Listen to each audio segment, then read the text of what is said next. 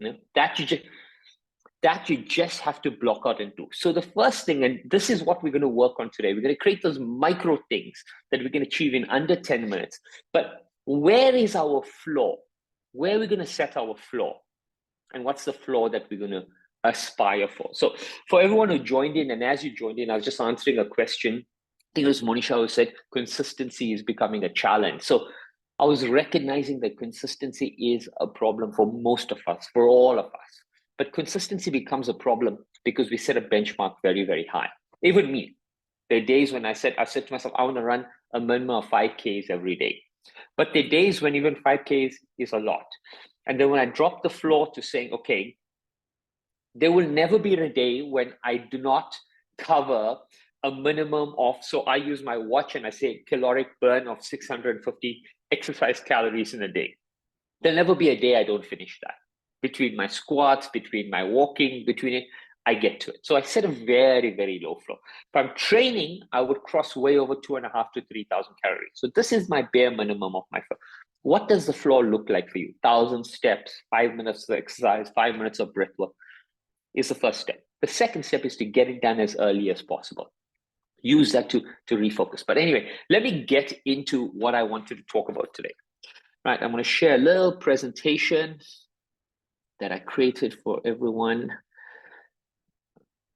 Let me find it, open it up. Sorry, there we go. Today's presentation, super simple. All right, it's called Own Your Day. Okay, so this is what I created. I'm going to talk to us about 3 principles. We're going to create a 10-minute challenge for ourselves, and we're going to try to own the day. Own the day, and we're going to try to hold ourselves consistent for 30 days. We can start tomorrow, which is today's 29th, tomorrow's the 30th, but I was hoping 1st to 31st, we just keep going, build that momentum up. Okay, 3 very simple challenges I'm going to talk about. The first thing that I recognized is everyone has this feeling of procrastination. And as I've been staying with that feeling, why is it that we are not doing something? Why is it that we are not starting? So the very, very first principle that I want us to all switch and all think of, this is, if you listen to me, this is going to be an absolute game changer. Every one of us, we seem to think of everything in binary options. We think things are either a success or a failure. I started a project, it was either a success or it was a failure. You know, I am either a success or a failure because I started or I didn't start. Everything is in binary options. It's either bad or it's good. Okay, I'm either bad or I'm either good. Everything we think of is in binary. Failure especially is in binary. We think we failed or we won, but we have absolutely no idea of that gap in between. But there's a massive gap in between, because when you embark on a project, okay, what happens? You have a whole set of variables and you start. Let's assume, like last month when we did the brain boosting challenge, I told everyone I want you to create a course and I want you to get it out there. We had about 25 people who went through that challenge and completed it. About 4 or 5 of you put out a course out there. The rest didn't. What was it that prevented you from putting out there? One was time in creating it. One was deeming that this is an absolute success. But remember this, irrespective of what you put out, it was never going to be a 100% failure. Never. Why? Because you recorded videos, you did it, you created it, you put it out there. Now, the number of people signing up was only one variable in the success column, not all of the variables, but we determined that the number of signups as the only thing in the success column. Meanwhile, thinking about the content, creating the content, recording the content, having the courage to design it, creating a link, pushing it out there, sharing it in the community, all of these should have been in the success column. So when you looked at it, when you put it out there, even if a single person didn't sign up, the failure was not 100%. The failure was 10%. The success was 90%. because you think of everything in binary, you think it was a failure. So we're going to start looking at everything in probability. When you think of probability, you break away from 100% win and 100% failure to realizing every single thing is a percentage, and that's all. And we are going to evaluate our lives by those percentages. And like I told you in the beginning, we're going to raise the floor and not worry about the ceiling. We're going to try to say, okay, today I did a Zoom call, or today I reached out to my community, or today I went for a walk. Okay, and maybe I was only able to get, my floor was 1,000 steps, so I did it. But I was able to raise that to 1,200 steps next time. And then I was adding more. So I'm looking at what percentage of that was my win, was my success. How can I raise it? You know, maybe 80% of it was great. Maybe 20% of it, there's room for improvement. Maybe I took a call, I stopped, I could have increased the intensity, I could have pushed myself a little bit more. When you start to break every single activity up into the percentage of it that perhaps failed or could be improved, the percentage of it that I did well, you start to recognize the things you are doing right. And that is the first way of rewiring the brain. The second thing is that when you set yourself up to do a task and you look, okay, fine. You said, let's assume I want to start a business. You ask all of the questions. Am I competent enough? Do I have enough knowledge? Do I have enough team? Do I have enough resources? You list everything down. And then you ask yourself, okay, if I've got all of this here and I start, what is my probability of me not going from 0 to 1? Because I've got all of this. Then you realize that the probability of me not being perhaps what I deem successful in the first 7 days is probably 90%. But if I stay consistent, 90 becomes 80, becomes 70, becomes 60, because I got all of this. Then all of a sudden, it's easier to start. It's easier to move forward. So the sum and substance of principle 1 is to catch yourself in the moment of thinking everything is binary, because nothing is binary. Everything is linear and improbability. There's a probability of failure and a probability of success. We have to ask ourselves, what is that? Write that number down, and then think about what are the options that will shift that number. So all of a sudden, if you're saying, hey, listen, I want to, and this, we'll take some examples from everyone a little bit later on after I just discuss these 3 points. We'll do real live examples where you can use these 3 principles to engineer your day. So let's assume I want to start a challenge and I want to create a little side hustle and create a little business, and you think, okay, I've got X, Y, Z that I need to do. You've got these variables. What's my probability of success? You've got it down. You put that number. Then every week you can ask yourself, okay, week 1's challenge, get it out there. Week 2, what is the one thing I can add to this list here to increase this number of probability going up? You switch that around. You can also ask yourself, okay, of these 3 or 5 things here, what do I think is the one thing that's giving me the least yield for my time and my effort and my money? Can I swap it with something else? So swap it with something else, see what happens here. Once you start playing like this here, once you start playing with factors and probability, you're no longer thinking success and failure. It becomes a far more interesting exercise and a far more external facing than inward facing exercise. You don't start reflecting upon your own self-worth in relation to the outcome, because everything needs time. So the first really, really important lesson, okay, is to think in probabilities. And we're going to break this up into what our 10 minutes is going to look like. The second one, and this is a big one, this is just an affirmation. And I want us to bring this into our day. This is the most powerful affirmation that there is. Now, I've often done this breathwork exercise with everyone, but for case and example, we're going to do it once again right now. So I want everyone to sit upright wherever you are. Okay, right, eyes open, eyes closed, doesn't matter. I want you to just breathe in for 1 second or 2 seconds, and then breathe out for 4 to 6 seconds. Out, 2, 3, 4, 5, 6. In, 2, out, 2, 3, 4, 5, 6, in, 2, out, 2, 3, 4, 5, 6, in, 2, out, 2, 3, 4, 5, 6. Now, as you sit there, I want you to try to take notice of how relaxed you are. You know, externally, that breath work should have relaxed the body in some shape or form. Now, as we breathe in and as we breathe out for 6 seconds, I want you to say to yourself in your mind, I want you to say, I give myself permission to relax. I give myself permission to let go of all of this tension, all of this anxiety, all of that. So I'll be counting, but in your mind, give yourself permission to let go of all of this tension and relax as we do this. So let's repeat this exercise again.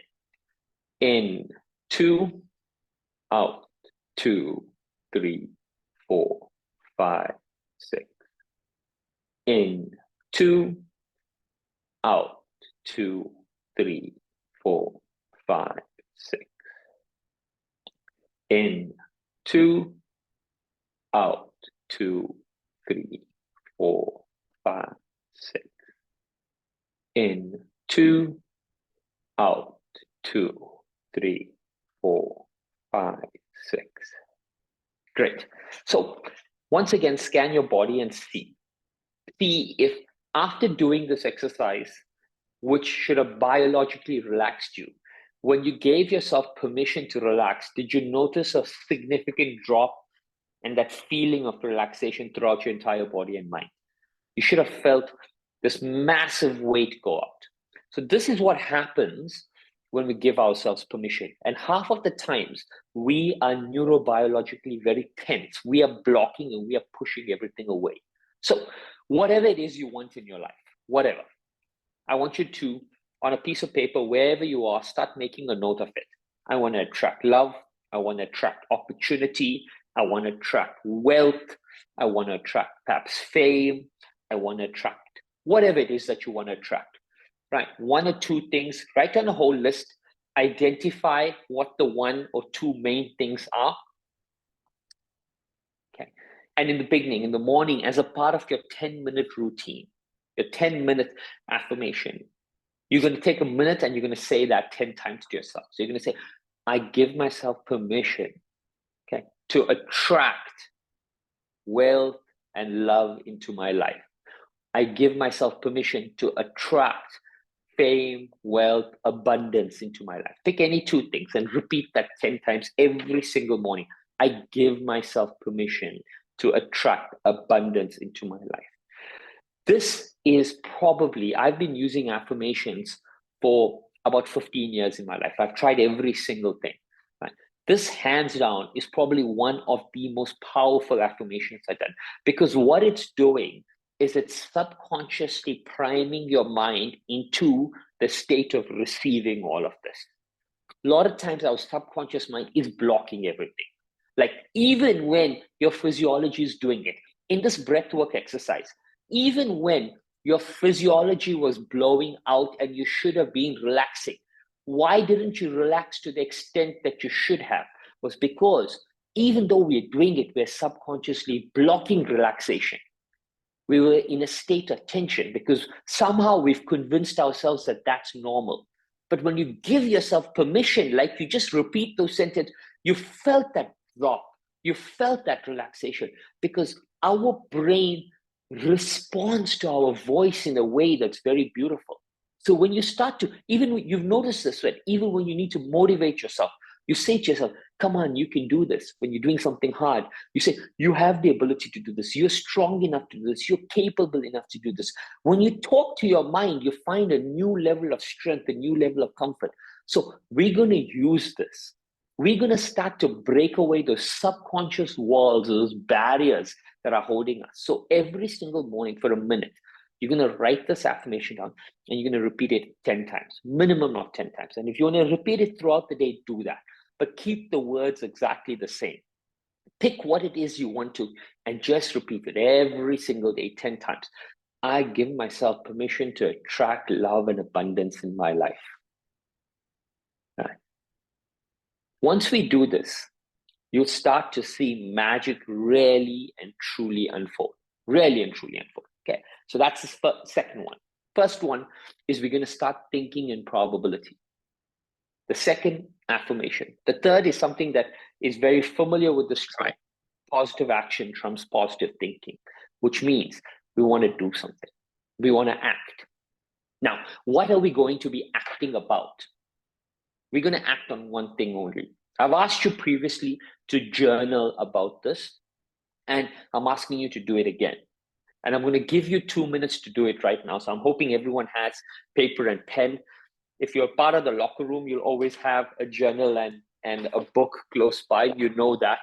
I think I walk onto every stage with something to write and paper, and it's always with me. So the question we're going to journal about very quickly, we're not going to write paragraphs. You're just going to write maybe a few words, a few sentences. The situation is, I've explained this previously. You're in a room with colleagues. You're in a room with people you care with, people you work with. You've spent 2 days with them at an offsite retreat. And these are people you really care about. Those people now, after this retreat is over, you break away. Those people go to people they love, their wives, their husbands, their parents, people they're really, really close to. And they're having a conversation with those people. Those loved ones are asking them, what were those 2 days like? And they start describing those 2 days. And in the middle of that description, your name comes up. And they use 2 sentences to describe you. I want you to write those 2 sentences down that you would like them to use to describe you. You can either write the sentence or you can write 3 or 4 words, but I want you to write it down now. So I'm going to give you a minute. How would you like the people you care about to describe you to their loved ones? Write down those words.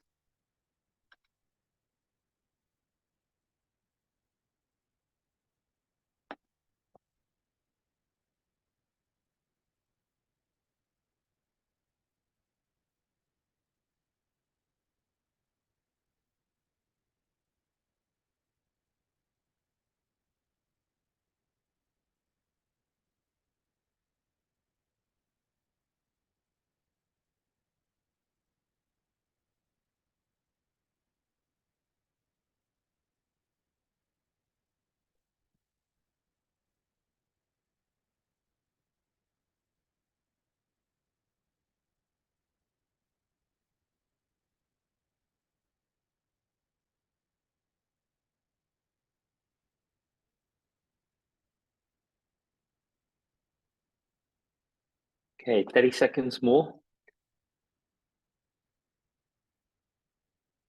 Just now, when we open the call and you get to speak, I'd like you to also give you a chance to share.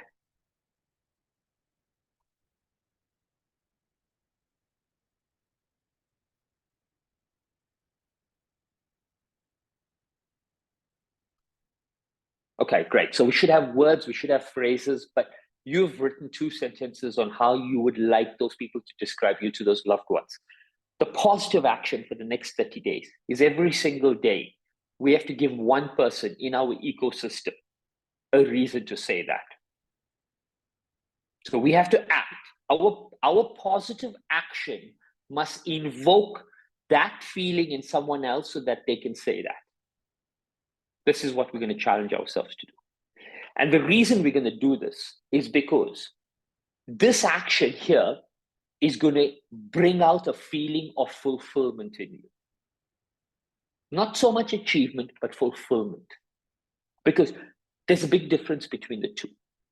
We live in a world where everyone is pushing us to talk about our achievements, to talk about that top line, to talk about what we've closed the quarter at, to talk about our achievements and what we're winning at. And you'll collect a lot of accolades, a lot of medals and trophies. And the thing is, you'll still feel very hollow inside. But when people start recognizing you for how you would like to be recognized and not what you've earned, it invokes a feeling of fulfillment. And all of a sudden, that entire recognition means a lot more. than just the recognition. That trophy means nothing if it doesn't bring out this feeling in you. So it's not that we don't want to win. We're going to win, but we're not going to lose our soul in the process of winning. So the positive action is every single day. And this little action that I'm asking you to do is not going to require anything new or anything different in any shape and form. Sometimes it's just going to require to be a little more attentive. Sometimes it's going to require to just pause in your day and just check in with someone. Or sometimes it's going to be giving someone else time to just phone someone that they love. It's going to be tiny things like this. But these tiny things, which honestly will not take more than 1 minute in your day, will completely shift every single thing in you. Okay. So these are the 3 things that we're going to champion for the next 30 days. 3 things we're going to champion. So what we're going to start to do right now, and each one of you are going to do this, is we're going to start to create what a 10-minute routine looks like for us in the morning, early in the morning. 10 minutes. If you want to make it 5 minutes, you're more than welcome to make it 5 minutes. That 5 minutes could include, hey, if you want to say, I want to walk, or I want to do some breath work, I want to do some meditation, whatever it is, I want to do 10 squats, anything, micro, keep it. Remember, we're not thinking ceiling, we're thinking floor. No one is judging you. Whether you say, I want to do 1 squat, it's okay. But we're going to do 1 squat for 30 days. You're going to say, I'll do 10 push-ups. It doesn't matter, whatever it is. You're saying, I want to walk 1 time around the block, which will take me 2 minutes, whatever it is. You want to do that, I would encourage some movement in those 10 minutes.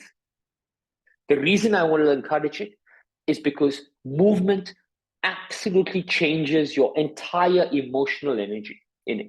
Once you start moving, okay, then your entire energy starts to shift. You'll notice that when you're feeling depressed, when you're feeling sad, when you're feeling anxious, the first change that happens in your lifestyle is you move less. It's the first change that happens. And let me give you an interesting story. Every single species of animals on the planet that have a brain move. And there's one species of amoeba in particular, plankton, that lives in the ocean, that when it's born, it has a brain because it's moving around. And as soon as it attaches itself to a rock, the first organ that starts to dissolve is its brain.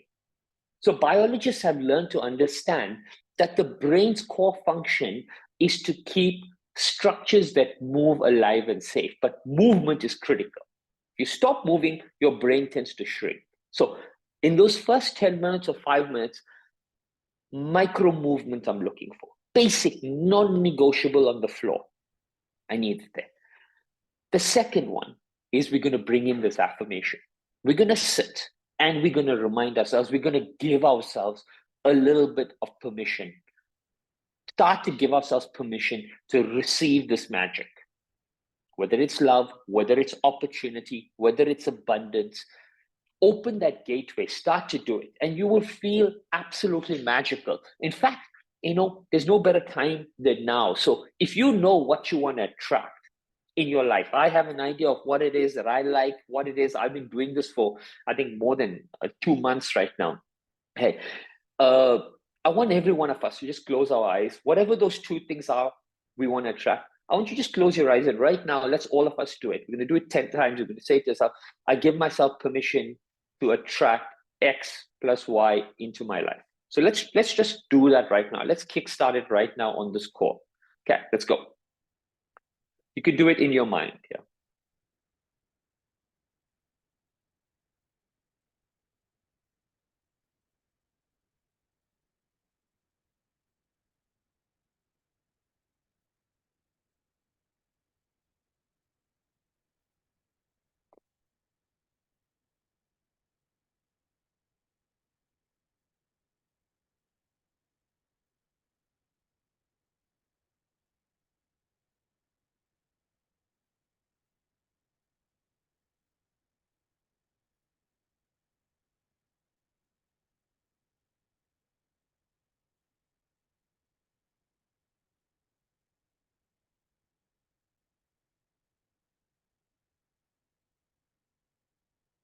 Okay, so I'm sure most of us are almost done. Wrap up.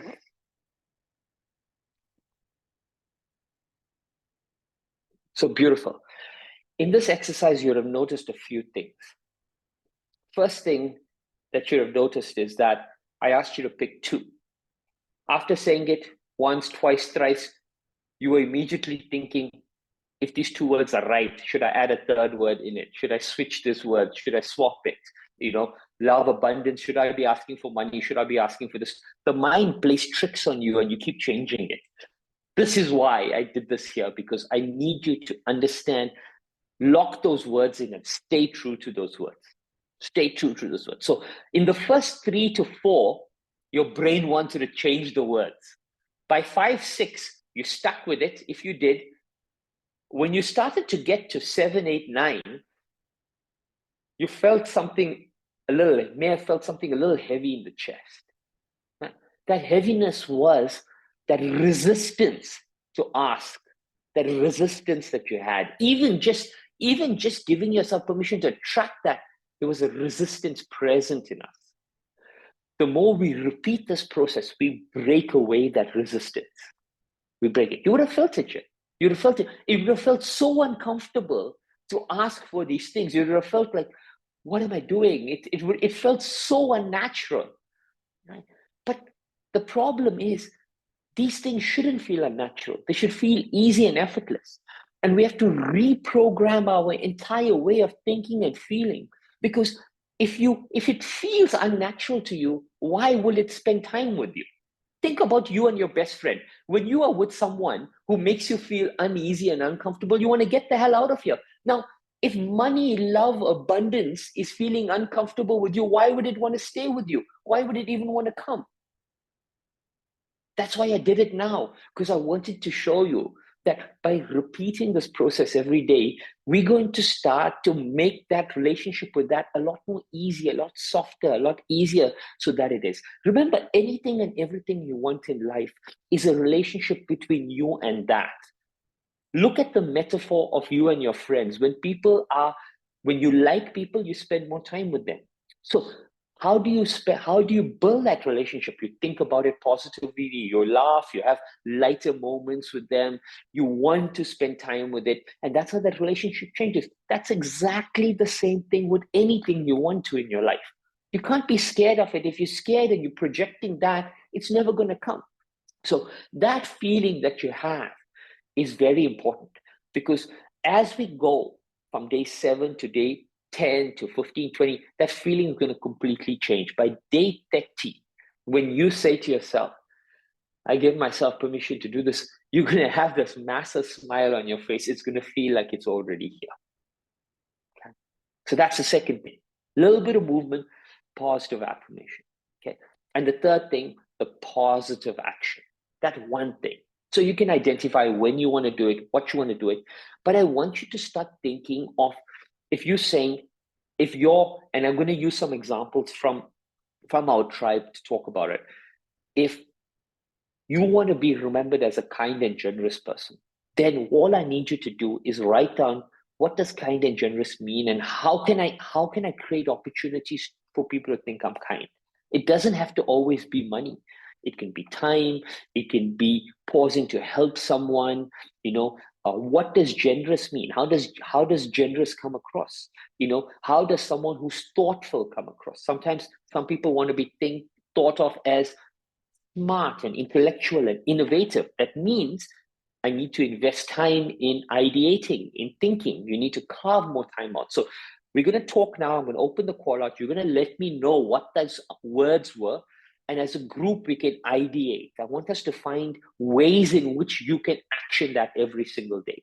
And for 30 days, we're just going to do this. We're going to start with movement. We're going to reaffirm our subconscious mind, and we're going to act to bring about that feeling of fulfillment. And these are the energies that we're going to take into the new year.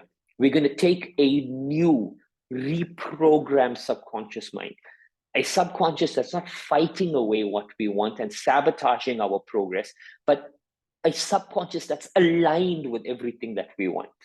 Okay, a body that wants to start the day energized and moving, and a way in which our natural extension of who we are is in alignment with how we want to be remembered. This is how we're going to start tomorrow and how we're going to end the year, and this is the energy we're going to bring into the new year. So these were the three things I wanted to share. Now, what I'm going to do is I'm going to stop sharing, and I want you guys to talk. I want you to let me know what you've written down, what your thoughts are. If you have any ideas, if you have any questions, let's keep it open. Let's keep it fluid. Let's learn and grow from each other. Okay. So anyone want to go first? Yes. Okay. Pretty, jump on. So the words they've written, I could think of 5: peace, growth, success, money. Yeah, 4 of them. So these are the words that I wrote. Money is something I was contemplating. Was this the affirmation or how you want to be remembered there? Sorry, this was about affirmation. So you got peace, growth, success, money. Success and money. So I would say pick 2. For your affirmations, pick 2. For all of the affirmations, pick 2. So, so peace, success, success, money, you could pick one of them there. So pick 2 of these, right? And just because it's easier to repeat. And remember, start low. Once we get the use of doing this for 30 days, add one more after 30 days. So January 1st, add the next one in there, So remember, I'm going to keep coming back. Floor, ceiling. What is the floor? The floor is 2. After 30 days, add another one. Raise the floor, raise the floor, raise the floor. Okay. And how I want to be remembered is kind and courageous. Kind and courageous. Amazing. I use those as an example. So now you got to ask yourself, what does courage look like? So courage could be, so Pretty, take 30 seconds. Give us some insight into your life. What is your work that you do? What does your day look like? So we can probably ideate into what courage may look like for you. I'm a full-time mom and I'm a full-time coach. I work from home. I have been a hotelier for quite some time. And after, almost 20-ish years of working, I decided to, start work from home. So currently, 2 years ago, it was a huge shift. So I was trying to navigate myself that when you are in an office environment, you have a structure, you have a team, you have a process to follow. And then all of a sudden, when I, decided to be my own boss, things were, oh, I can do this later. So I started procrastinating a lot more. And that, of course, took a toll. But now that I've realized that it is important to prioritize and be consistent, and like 90% of the people here, consistency is my big challenge. I start something today and then stop. Great. Stop. Okay. So now, guys, this is a very, very important part. She wants to be remembered as kind and courageous. Big difference. So now what? We need others to say she's kind and courageous, not her to always act as kind. So she needs to act. So me asking her to be courageous in what she's doing every day is going to invoke that feeling of courage in her, but we still have the gap of how other people see it and how other people say it. Yeah. So the question we got to ask is, what are the actions? And for me, the way others are going to see you as courageous is by you vocalizing the challenges and your stories and the battles you go through. The more you bring into alignment your personal life and your personal story in your coaching, and the more you vocalize it, you're going to give people the opportunity to recognize your courage and speak about it. Because remember, you want to be recognized as kind and courageous.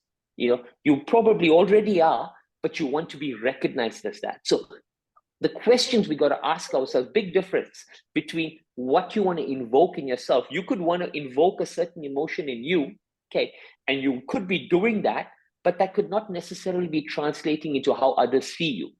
So we want to say, how do we give people the opportunity to recognize us using these 2 words? So the way I would like to see it is, personally, is that the way I would recognize courage in someone is if I start to learn more about them, if they start to tell me, hey, I've gone through XYZ hurdles, I'm trying this every day, you are thinking in probabilities and you are communicating in probabilities where you're saying, hey, listen, I'm tried today. Yeah, 40% of it was a failure, 60% of it was a win. But tomorrow when I try, I'm trying to move that.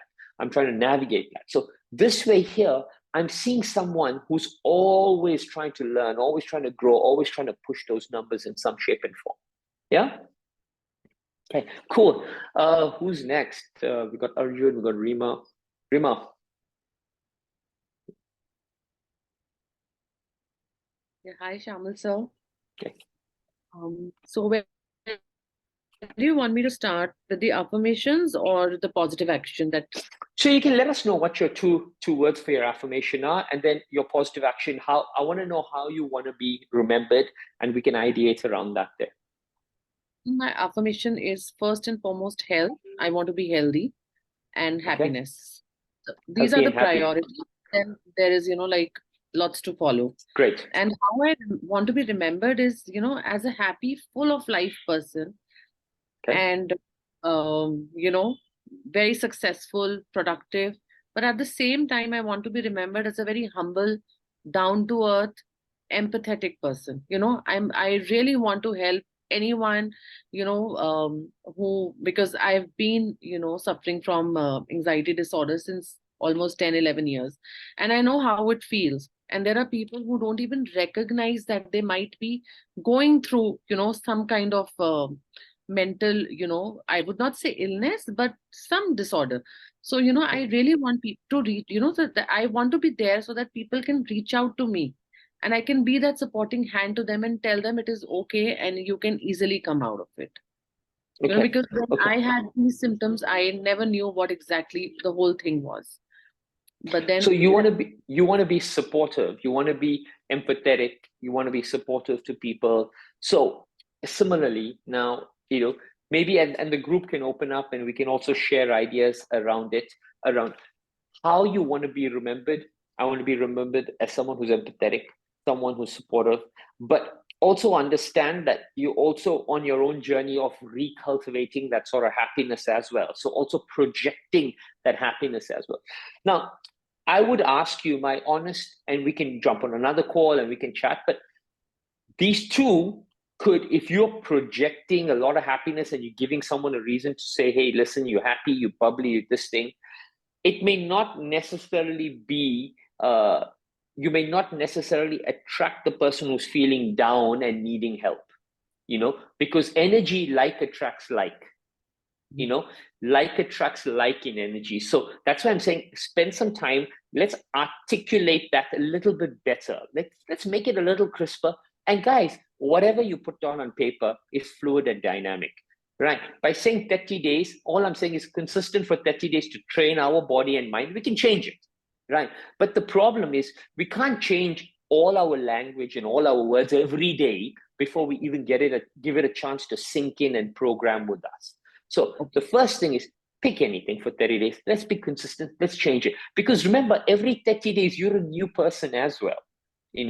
They say your cells, literally every 7 days, a cell dies and a new one's born. And they say over 7 years, you're a completely new body altogether. No cell that was in your body is the same after 7 years. So the only thing that's the same is our memory, which we can't even physically hold in our hand. Every other part of our body is transition. So remember, don't hold yourself accountable to what you wrote. You're evolving, you're changing, we can change those words. But be consistent for long enough to feel that shift and feel that program. So Rima, let's articulate that properly. Is my projection, do I want people for the next 30 days to see me as the happier person who's moved over, transitioned from that state that I was? Or am I a person who is already recognized as transition, but I want to be open and receptive to people coming to me for help? This whole thing is a process. So there are days when you are very happy and, very full of life. And there are days you just suddenly, crumble down. So again, you have to pull yourself back up, And honestly, I've realized that when I'm able to help someone, or be that, listening ear to any of my, peers, my friends, my family, or even my kids, I feel more happy from within. Great. That's true. That's called self-transcendence. When we give to others, we feel better ourselves. Viktor Frankl says this. One He says through, affirmation I do yeah. every day is that, this whole thing that you have told us to do, touch wood, I've been able to, like last 15-20 days was, a little haywire, but before that I was doing all of this. And whenever I used to ask for abundance, I used to ask the abundance to flow to me and then through me also. Like I've always wanted, Beautiful. yeah, that if I'm Beautiful. getting, I should be able to help people around me also. So, Beautiful. that is Beautiful. what gives me real happiness, that soul happiness. Perfect. Yeah. Perfect. So this is great. So write down and articulate for you. Like, so if you want to be seen as someone who's helping others and being there for others, write down a list of ways in which you can create opportunities for people. It could be it could be as simple as just touching base with friends and people who are close, or just checking in on them, being there for them. It could be in the way you serve. It could be how do you want to create these opportunities for people, and I would start with creating maybe a list of people, and then so you can slowly expand that list. Remember our willpower, guys. This is something also very, very important. A lot of research shows the more decisions you take in a day, the less willpower you have. So when I'm saying, for example, Rima, for example, wants to help others. If she starts every day thinking, who am I going to help? Day 1, a name will come. Day 2, day 3. By day 7, if a name doesn't come and her mind is racking around there, she's depleting the willpower to act. Right? Decision making, the more decisions you take, the less willpower you have. Scientifically, we've seen that we all have a bank of willpower for the day. The way to re-energize and rebuild that bank up is with sleep, right? So in the night, it kind of fills up again. But the more decisions you're taking, the less your willpower is actually start kind of getting depleted in some shape and form. So when I say create a list, whatever you need to think about that you can think about beforehand, do it. Have it written down in a way so that action becomes easier. All right, perfect. Arjun, jump on, buddy. Hello everyone. So the two qualities which I would like to have is thoughtful and supportive. Okay. I am comfortable with these two personally. And the affirmation is, I give myself permission to attract consistency and health. Consistency and health. Great, great. Guys, I love the health, by the way, that all of you have got in there. I give myself permission to be healthy. I give myself permission to attract health, and we can stay with that. We can work with that. That's beautiful. Supportive and thoughtful. Very, very nice. Thoughtful is about being mindfully present. So, so Arjun, it's really and truly when someone's talking, when someone's being there, it's listening. And when someone, thoughtful as an action, the best way that I can think of for people remembering you as thoughtful is that in a passing conversation, they say something. Let's just say they said, hey, I'm sorry I came late for this meeting. My wife was unwell at this thing. When 2 days later you drop a message, hey, you mentioned this, is she doing better? That's thoughtful. Thoughtful is remembering the emotions that are drawing from them and just checking in on them. So regular check-ins with people is the way that they're going to remind that. And supportive is just about carving out that time and things like that and just being present. Guys, the one thing you would have noticed as a common trend right across here is that all of us, whatever we want and whatever we need to, is not going to take more than 30 seconds or 1 minute from our day. It's just about mindful presence. That's it. Just about being mindfully present. And the way to supremely be mindfully present is really and truly, we have to start subtracting. We have to start subtracting and understanding what are the important aspects of our life, not taking on too much. Because like I said, research has shown us the more we have on our plate, the more the mind's working. The more the mind's working, the less attention there is, the less willpower there is, the less determination there is. All of these things are completely drawn from there. So this is very, very, very important. Yeah. Thank you so much, Arjun. This is good. Monisha.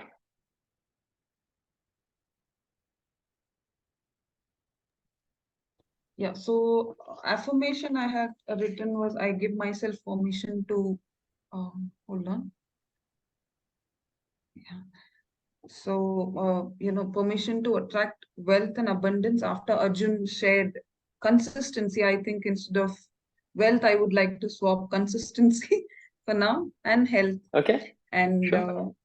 how would I like to be remembered? I've written kind and articulate women and someone they can reach out to, anything to if they need guidance. So what my job is, I'm a financial planner. I help people, set their financial goals, align it, and then tell them or guide them where to invest so then they have a peaceful mind. So where I feel I need, I would like to concentrate more on is being articulate. I have ideas, but I struggle with repeating the same things to put certain emphasis on it. So I think that is where I lack being articulate enough. Yeah. Okay. So I have ideas, but I don't know how to put it across to them so that how to put it understand across. the importance. Yes. Yeah. So So many, many months ago, I told everyone, I gave you guys a tip, which I still do. It's become a little shorter for me, but I recommend it to everyone. I said, start every day by listening to a motivational video. You remember? And I shared it. For me, it's become what used to be 30 minutes is now a minimum of 10 minutes, either when I'm exercising or something I'm listening to. So my advice to you, and my motivational video used to be like, Eric Brown or someone who was very hard athletic motivation. I think for the last month and a half, I've been listening to someone by the name of Pastor T.D. Jakes. He's a Christian pastor in the US. His sermons go on for a long hour and a half. But what I really like about that, about the way he preaches, is he takes really, really complex topics, and he brings it down into such a simple story anyone can understand. Okay, and I'm saying this to you because finance world is that. It's a complex subject with a lot of complexity that needs to be understood by just the lame person who doesn't understand the language. And sometimes maybe, just maybe, you're getting stuck in, you understand the subject, but how do you bring the subject down to a level that an 8-year-old or a 10-year-old can understand? Okay, so my advice to you is that is just a research process. So start by listening to maybe some of these videos. Pastor T.D. Jakes is amazing. You'll get an idea of a few stories, and you'll learn one story, and you'll learn 5 ways to apply that same story in relation to this thing. Once you create that bank, right, it's very, very easy. And guys, this is the tip. I've been speaking for 15 years. A lot of people have problems with speaking. Remember, when you start speaking, whether you're doing a client meeting, whether you're doing a Zoom call, whether you're doing a stage or whatever, the first 5 minutes has to be a story or a fact or something you've repeated 1,000 times. You should be able to repeat or tell that story with the same energy and the same emotion in your sleep. There's no experimentation in the first 5 minutes because you have to know what emotion it's going to invoke in the people. You have to know that. When I walk on stage, whether it's 500 or 50,000 people, the first 5 minutes, whether I'm doing an exercise, telling a joke, is exactly the same. I know what emotion, because that breaks the ice. Every time you're speaking, right, 5% is completely automatic. That's 5 minutes. The rest of the content is rehearsed. 80% is the same. The experimentation quotient in any presentation is no more than 10%. You're only changing 10%. You're experimenting 10%. 90% of it, you should know how it's going to land and what emotion it's going to evoke. You can't go in blind. Remember this when anyone is speaking anywhere. Okay, and the more you rehearse, the easier it becomes. They say in the world of sport, they say if you bleed in practice, you'll sweat in competition. Right. So bleed in practice means standing in front of the mirror, repeat, to the point where you don't even any notes and you are listening. Someone asked me last week when I was doing a presentation, I don't use any slides. They said, how can you not use any slides? And I said, I'm not using any slides because I've spoken about this so many times. And they said, yeah, but we are listening to it for the first time, so we need slides. And then I said, that's actually true. They are listening to it, so I got to create slides for them, But really and truly, so remember this. So Pastor T.D. Jakes, look for these sort of innate stories. Connect the dots between this. Once you connect the dots, it becomes magic, right? And experiment 10% of the time. And remember, what are the emotions? And Monisha, when you're talking finance, understand the first thing is body language, humor. You got to smile. You got to do this thing. Why am I saying this? I'm saying because people are coming to you. The number one emotion present in them is fear.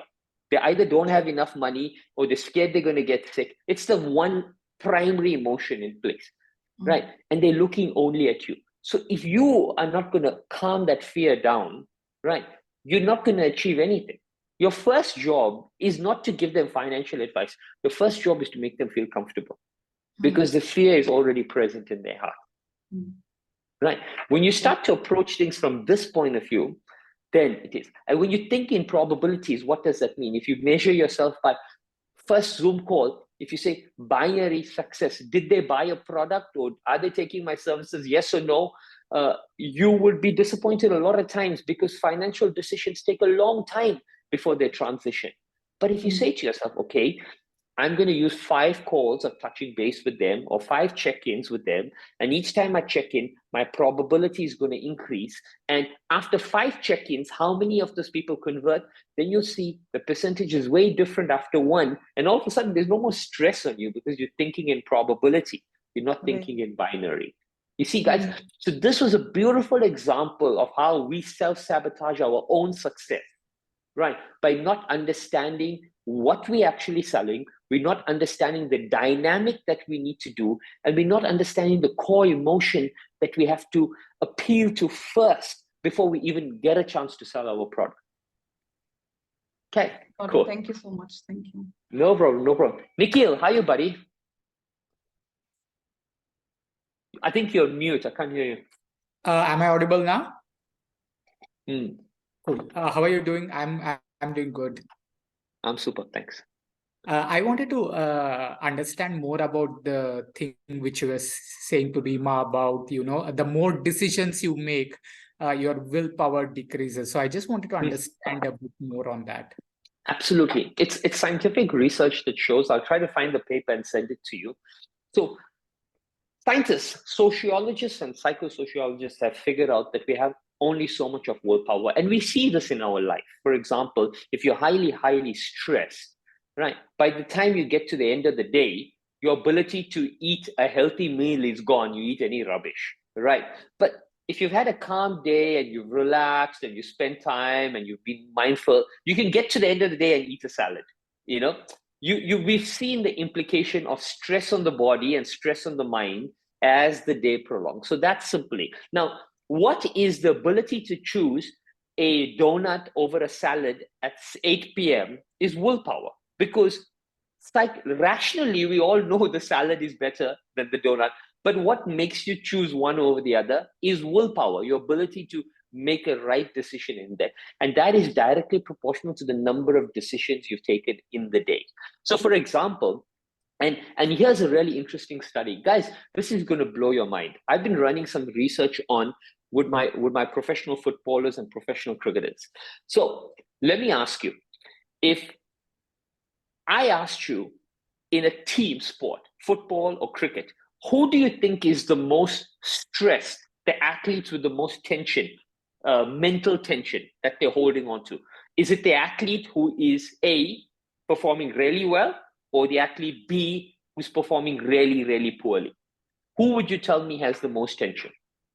Guesses. Drop it in the chat box because I want to see your answers. So A, well, B, poor. So someone says the person who's doing well, poor, A, poor, B, poor, A, well, person doing well, doing well, doing well, doing well, doing well. Okay, poor. Okay, so we seem to have a balance, 50-50. The answer is the person who is doing well. The person who's doing well is more stressed and more tense than the person who's doing poorly. Because why? They tend to take on a greater burden for carrying that entire team's performance. Okay. And what I've been doing is looking at this, and I thought this was groundbreaking data.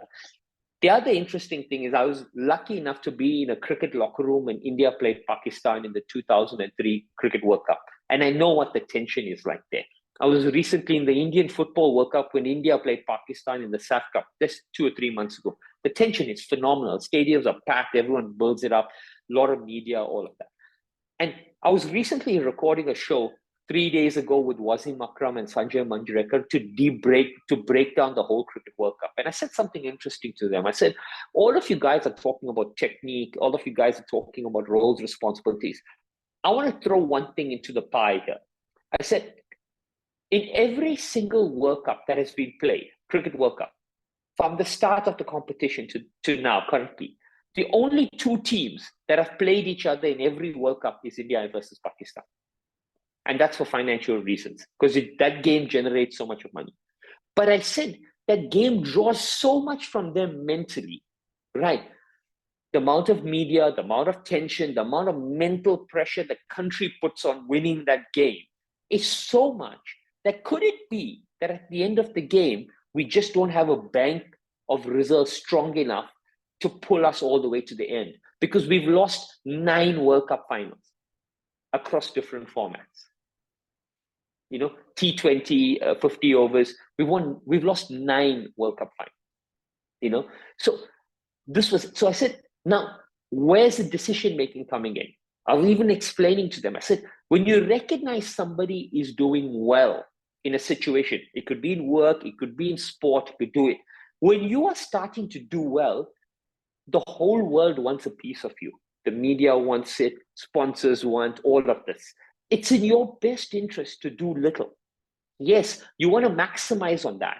But the more you do, the more decision-making, the more time, the more. But the more you give, the less willpower you have to push through hard times. So it's really, really critically important that when you're doing well, right, you start to manage your time and manage your decision-making very, very clinically.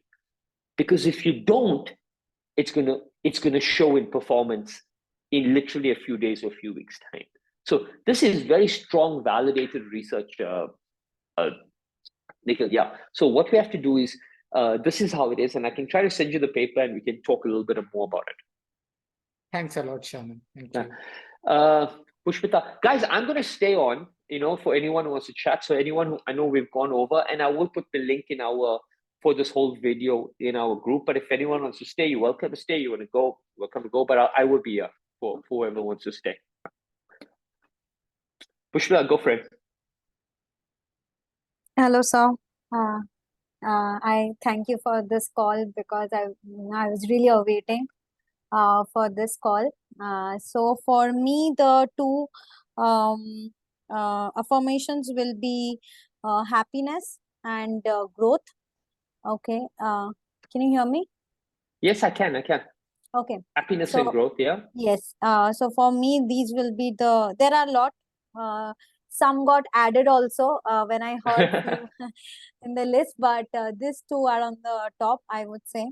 And also the positive action, like I want people to know me as a dedicated person in whatever task I do, and also be someone who people can look up for support, like be a supportive figure for them. So these are the 2 things. There are others also, but these are the 2 things I want them, people to see in me. So it's great. So your affirmations, you are going to stick to 2: ceiling before floor. I mean, a floor before ceiling. But everything else that everyone else is talking about, is directly proportional to how much time and energy we give to other people, right? It's directly proportional. You want to be supportive, you want to be courageous, you want to help people, all of that means we just need to become more mindfully present.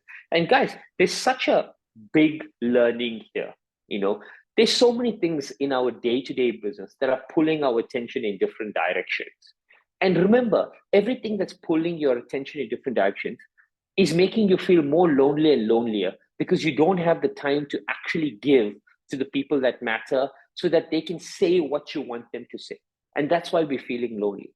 We all want to be recognized for being those caring, those kind people, that supportive, that thoughtful person, which requires sometimes 30 seconds more. It requires a little bit more time.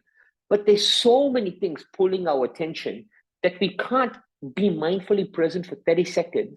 And as a result, the people are not recognizing who we are inside here, and we're feeling lonely. This is the problem. This is the core problem in here. And guys, time is such a beautiful thing.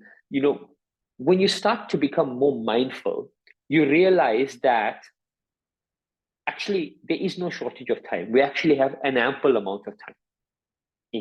It's when you start to become more mindful of your exchanges that you realize this. And because a person who's stressed and he's rushing always seems to feel like he has no time. And a person who's taking his time always seems to feel like he has all the time in the world. Have you ever seen that? Isn't that the irony? The person who's rushing never feels like I have all the time in the world. And the person who's taking his time never feels rushed. It's always the opposite around. You notice this? The one who's always rushing is always feeling like there's less time. And the one who's always taking their time is always feeling like I have all the time in the world. How is that? Isn't that's such a conundrum, isn't it? But that's what it is. That's the beauty of it. And you'll only discover this. For many of us, what I'm recognizing in this call is we need the courage to pause. We need the courage to just slow down a little bit. That's what we need. That's what we actually need. We need the courage to just and see what happens. That's what we need, because we have it all. We have all the answers. We know what we need to do, but we just need to deflate a little bit and then see what happens. Yeah. Ashish, how are you, buddy?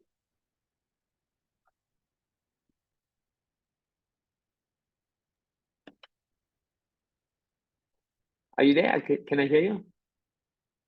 Yeah, Yeah. Cool. oh, I'm unmuted now. Yeah. Sir, my affirmation for the timing is I have written many, but two I feel got what I think is better for me is fitness and success. And in the positive Fitness and actions success. and Okay, explain that. Explain that. Fitness and success. fitness, Yeah. I want to be fit, and to get that, Okay. I just want to the good health and all the things I'm doing, eating good and be mindful about the food I am eating. Success for me is in the whatever field I am working now. I just want to get top of that and then move on to Okay.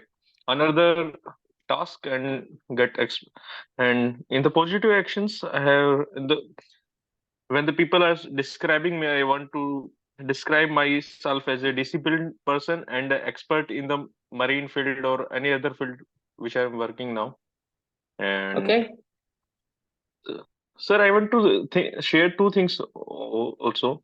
That I have two situations that I had some exams and I have studied all the night, but when the time came for to go the exam, I could not appear it.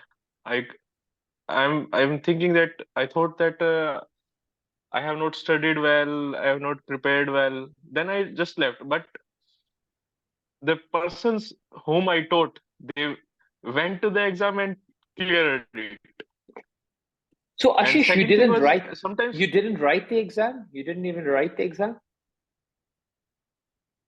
no, sir, I could not Appear for it. go Okay. to the exam. Also, I thought that if I go and I will fail. And Okay. second thing was sometimes I am feeling hyper focused, but after or consistent for some days, then 3 or 4 days I just it becomes very lazy and sluggish. I could not do anything. Then I just come and get in the hyper focus state and then just come down. Okay. I'm not sure what's happening with No, me. no, no. We'll help you. The first thing is what you need to ask yourself, and everyone needs to ask yourself, if you had this situation where you're trying to do something, you're not even showing up, or you're worried, is the question you got to ask yourself is, why am I afraid of this failure? So what is this failure going to take away from me? Is it going to take away fame? Is it going to take away money? Is it going to take away power? Is it going to take away recognition? What is it going to take away from you? Because what it's taking away from you is the reason why you're not showing, is the reason you're scared of it, right? So why didn't you show up is the question we need to ask. Like, what if yes, you're not scared of the failure because you failed many things in life and you've still shown up again and you've tried again. But this particular one, what was that what did that failure mean to you? You know, what were you going to lose that you were scared to lose in the first place? We have to understand that, right? Did it mean less power, less fame, less recognition? Were you going to be embarrassed? What was it going to bring about? Once we start to understand that, we can reframe that in our mind, you know, because the way you're looking at it is a perspective. You see, everything in life is object versus subject, right? This here that I'm holding, this iPhone case, is an object, right? I am the subject. You are the subject. What you are seeing is very different from what I am seeing. You can see this gray thing there. I can't see that gray thing. It's not there. You understand? So this object and what I'm seeing exists because of the subject. So that feeling that you have of why you're fearing that failure, it exists because someone else is going to see it differently. So only you are seeing it in that way. We can reframe that. When we rewire that and reframe that, you will be able to then show up with a little bit more courage, a little more conviction. All of this will be there for sure.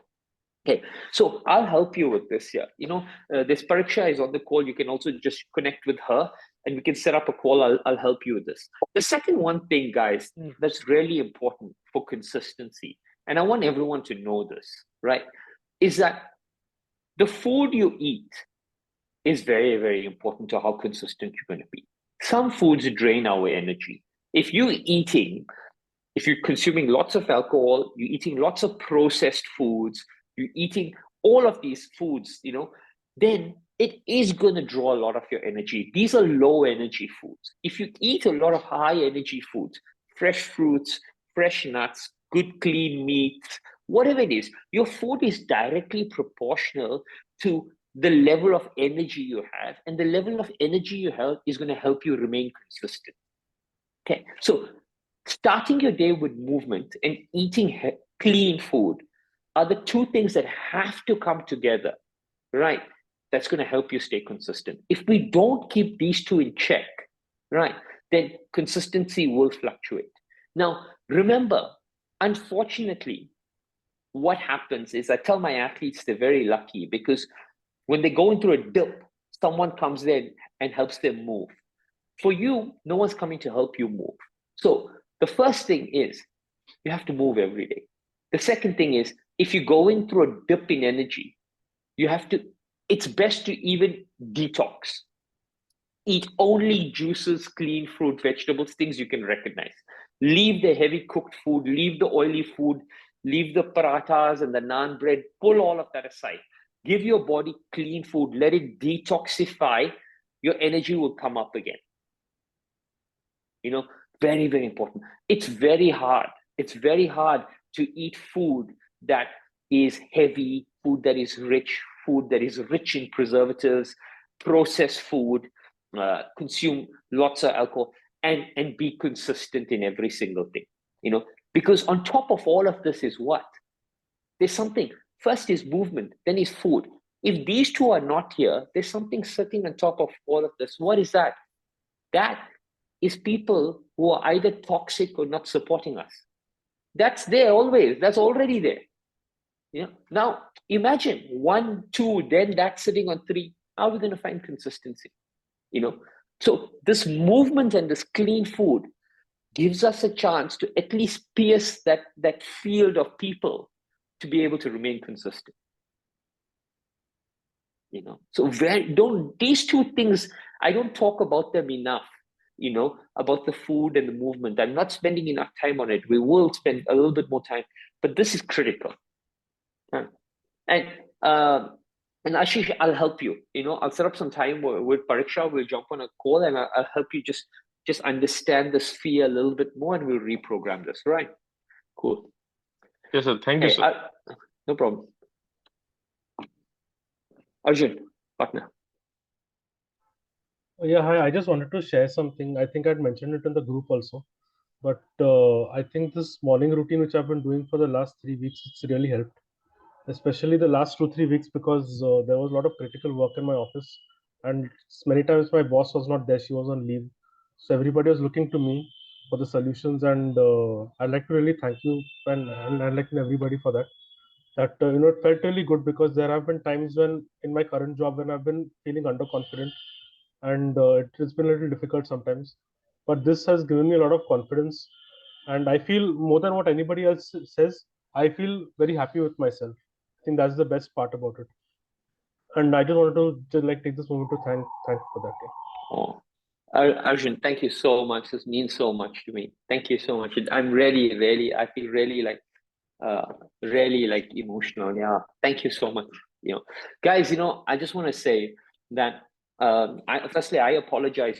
When I was traveling in different countries, sometimes I'm not able to send as many messages and talk as much in the community. Okay, but we're a community, and we have to hold each other and support each other. And like I said, if you've got a small win in the day, share it. If there's something that you're struggling with, share it. I'm going to reach out to different people. I may reach out to Monisha to jump on to perhaps do a webinar with us to give us the building blocks for good financial planning or something. We've got to recognize what it is that we have that we can contribute and share, give it, because you never know who it can help. So thank you very much. I apologize that I've sometimes dropped the ball on that there, but I can't begin to stress this enough. Our strength is our unity. The more we stay together, the more we share together, the more we are confident and trust that will be our strength. I promise you this. So thank you. Hi, Soumya, how are you?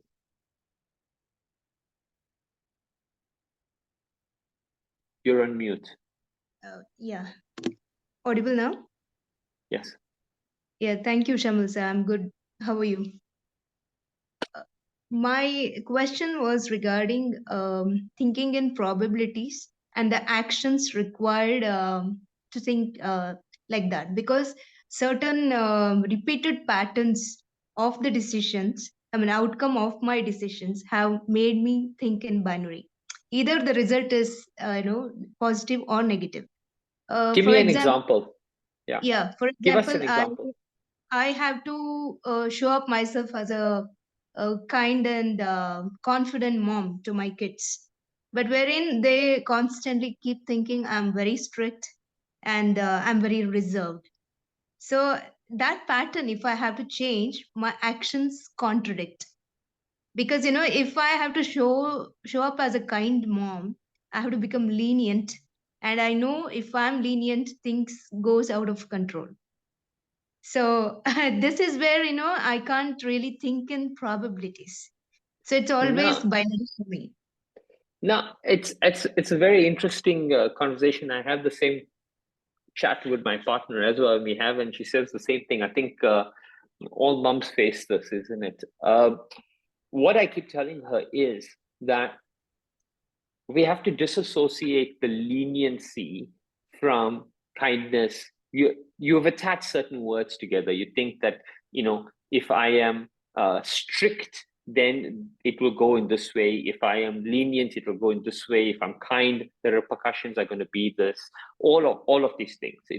So thinking in probabilities as a parent is also recognizing, being mindfully present to also recognize situations, recognizing the times, how you're speaking. How old are your kids by, if I may ask? 10 and 13. 10 and 13. So 10 and 13, also remember that it's an age it's a very interesting age. They are getting the chance to, their personalities start developing very, very early. Their core personalities start fully formed at around 8, 9, and now they're expressing it in different shapes and forms. So they will want to retaliate a lot. They will want to express themselves in different ways, right? And most of it is around communication. It's around carving time about doing it, repeating that process. And for you, probability shouldn't be thought of in a single action. So it shouldn't be thought of, if I do this now, this is going to be the outcome. When I say think of probabilities as a mom, you got to think of the number of times if I repeat this message, the probability of them absorbing it. You're looking at it in a very, very linear 1:1 ratio. If I'm strict now, this will be the outcome. If I'm lenient now, this will be the outcome. The question you should be saying is, if I want to invoke a certain emotion in them, remember, in all of us, emotions go through 3 phases. What starts off an emotion becomes a mood, and then a mood becomes a personality. So an emotion could last minutes or hours. A mood could last hours or days. A personality lasts for years or decades. So in any one of us, it becomes this. So as a parent, you're thinking, okay, if I want to invoke this value in them, how am I moving them through these 3 phases, from what is a mood to what is an emotion to a mood to a personality? And when you're thinking of building something as a personality, if you're thinking of, take gratitude as an example, when you give your child a chocolate, yes, they'll say thank you there and then, and that's an emotion. But if they're still grateful for the chocolate you gave them today, on Monday, on Friday, then it's a mood, right? But if you take away the chocolate from them and they're able to see that you took it away from them for the right reason, even be grateful, even in a situation that doesn't support them, that becomes personality. Now, when you think in probabilities, right, you're not looking at mood and emotion, you're looking at personality. So you're layering blocks for the long run. That's how you got to be seeing it. But I understand it's not very easy. It takes time because emotions test us in various shapes and forms. I completely understand it. But in platforms like this, when you talk about it and you share it, we learn more, and you'll get a lot more courage. Like, just this 2-minute conversation will help you, because you now start to realize that you've been judging your actions on the basis of singular incidences. And now, for example, if you corrected them on one thing to bring out this feeling or teach them this lesson, and you said to yourself, okay, I'm giving myself 3 months to teach them this lesson for life. How many times would I repeat it over 3 months, and how would I do it? Everything changes completely in the way you view it. All right. Okay, Pushpita, last person, and then I think I need to jump.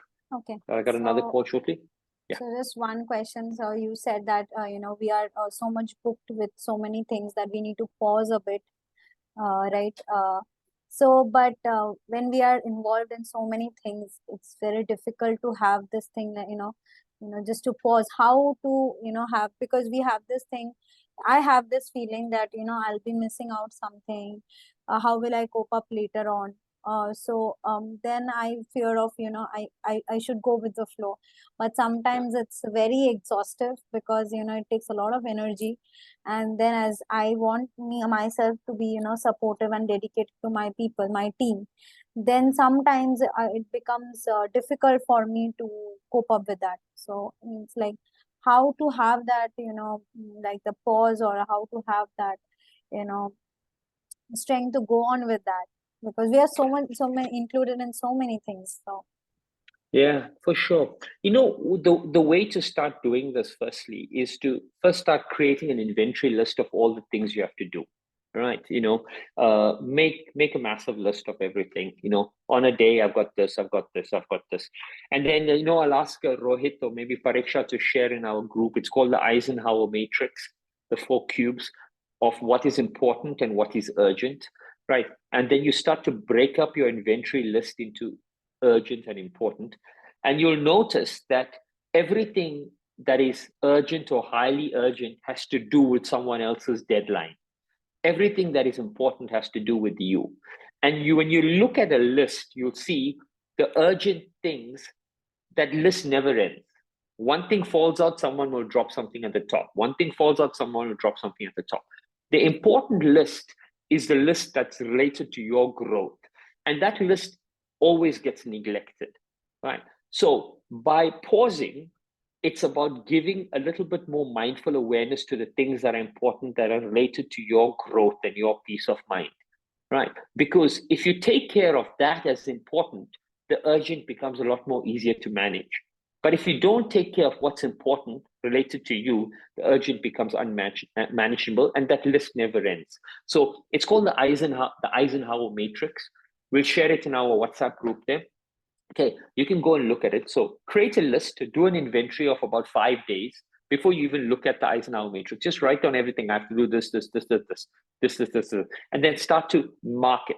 This is for that person, this is for that person. And you realize less than 10%, if not 5% or 2%, will be stuff that you need to do for yourself. And remember, even your children is someone else. Yourself means you, just you, right? You'll find less than 1 or 2% is for you. And once you start realizing that, you're realizing that you're operating on a hamster wheel of urgency, just serving others' needs. And there's no growth for you. And if there's no growth for you, then you're tapping all of your resources to meet others' needs. And that's why you're feeling burnt out and burdened out. Okay. And just a little bit of readjusting. So that pausing, that creating space, that creating time is to bring those things that are important more higher up onto the agenda, so you can start focusing on things like that there. Okay, so that will be it, guys. I also want to just tell you, we have Rohit as an admin, but also, Pariksha is also in our group who works with me. So if anyone needs anything from me, you need any time, you want to jump on a call, any questions, you can reach out to her. But if you have any interesting resources, please share it. I've spoken about a lot. I'll try to share the deck on the group, and this video will be on our platform. But start to create your 5-minute, 10-minute routine. Remember, very, very important. Think in probabilities, but start with a little bit of movement. Remember your affirmation starting today. You're going to repeat that every day, a minimum of 10 times in the morning. Do not change the words. I have to remind you, do not change the words. Distill down that feeling you want to invoke in others. Create that action that you want to, and give someone a reason to say that. And let's start to just be consistent with this over and over. And over 30 days, we're going to look to raise the floor, leave the ceiling. We are not touching anywhere near your maximum capacity. That is not our intent. Our entire agenda for the next 30 days is to realign our subconscious mind with what we truly want. And we're going to build momentum and create momentum for 2024. I thank everyone who showed up and for staying 30 minutes longer. I truly, truly appreciate it. And lots of love. And we'll keep this going. Let's take a picture. I think everyone, if you want to put your camera on, I'll take a quick screenshot. There. All right, cool. Okay, let's go. All right, thank you, everyone. And we'll see you soon. We'll keep the discussion going on our chat. Thank you. Lots of love.